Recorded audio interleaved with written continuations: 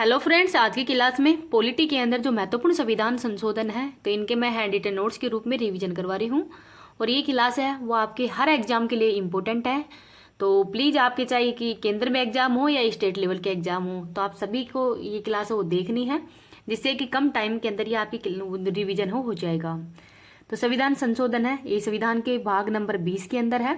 अनुच्छेद है 368, दक्षिणी अफ्रीका से ग्रहण किया गया है और संशोधन की शक्ति है वो संसद के पास में है। तो 3 तरीके से संविधान संशोधन वो कर सकते हैं: साधारण बहुमत, विशेष बहुमत और विशेष बहुमत प्लस में आधे राज्यों की विधानमंडल है उनकी सहमति से।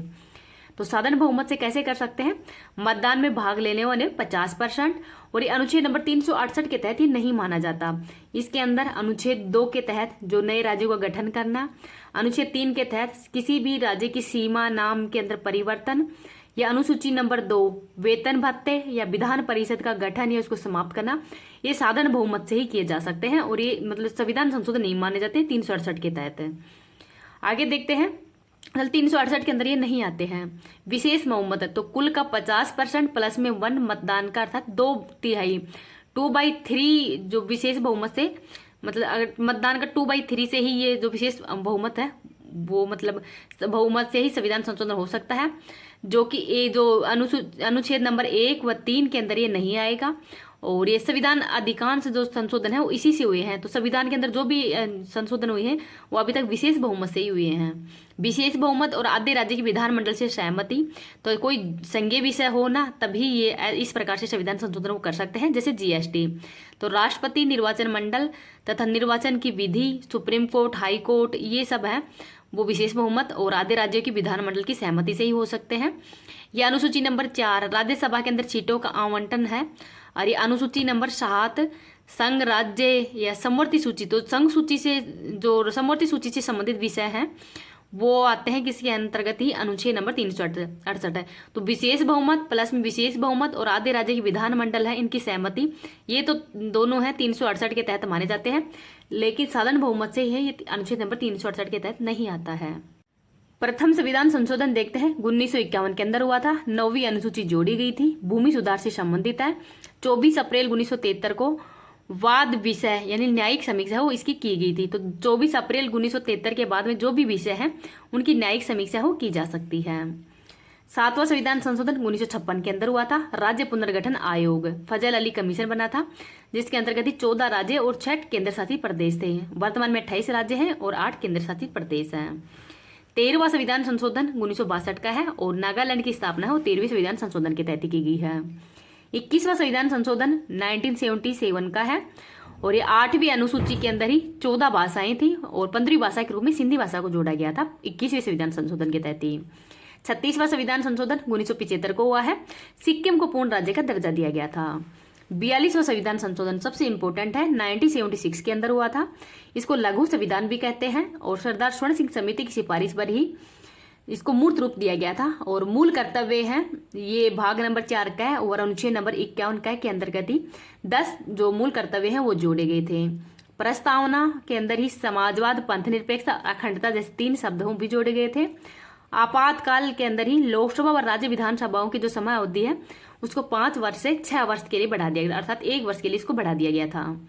7वीं अनुसूची के अंदर ही राज्य सूची के विषय जो नाप तोल वन है इनको समवर्ती सूची के अंदर डाल दिया गया था। और नीति निर्देशक तत्वों के अंदर ही नए अनुच्छेद 39 क, 43 क, 48 क ये जोड़े गए थे। और संविधान के भाग नंबर 14A है ये जोड़ा गया था और अनुच्छेद 323A जो प्राधिकरण से संबंधित है ये जोड़ा गया था। तो ये सभी जो संशोधन हुए हैं ये 42वें संविधान संशोधन के तहत हुए हैं। आगे है 44वां संविधान संशोधन 1978 का। संपत्ति के अधिकार को मूल अधिकार से कानूनी अधिकार के अंदर डाल दिया गया था अनुच्छेद नंबर 300 के तहत। लोकसभा व विधानसभा को कार्यकाल है फिर से 5 वर्ष के लिए कर दिया गया था।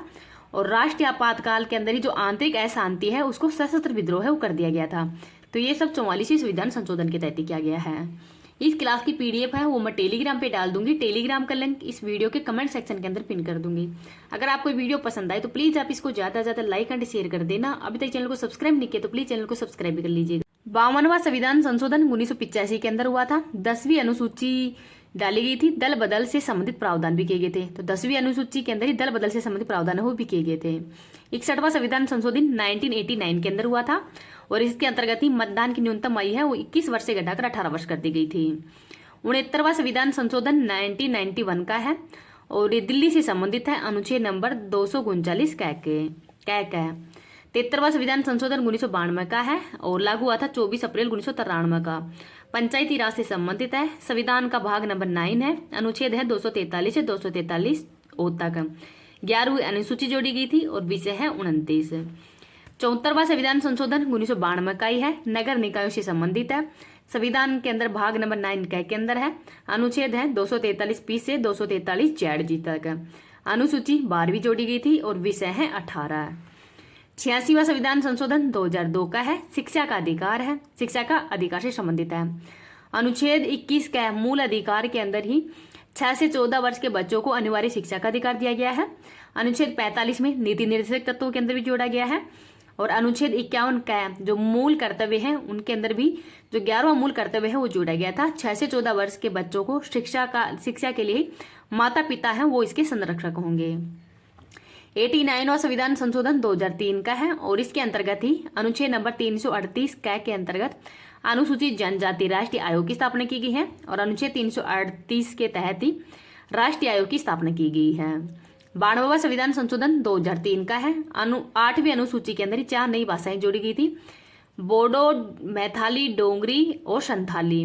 और 71वां संविधान संशोधन के तहत ही 8वीं अनुसूची में 3 भाषाएं जोड़ी गई थी, कोंकणी, मणिपुरी और नेपाली। तो वर्तमान के अंदर टोटल कितनी भाषाएं हो गई हैं? तो 22 भाषा। 97वां संविधान संशोधन 2011 का है, सहकारी समितियों से संबंधित है। संविधान का भाग नंबर 9 कै है और अनुच्छेद है 243 जेड ए से 243 जेड टी तक है।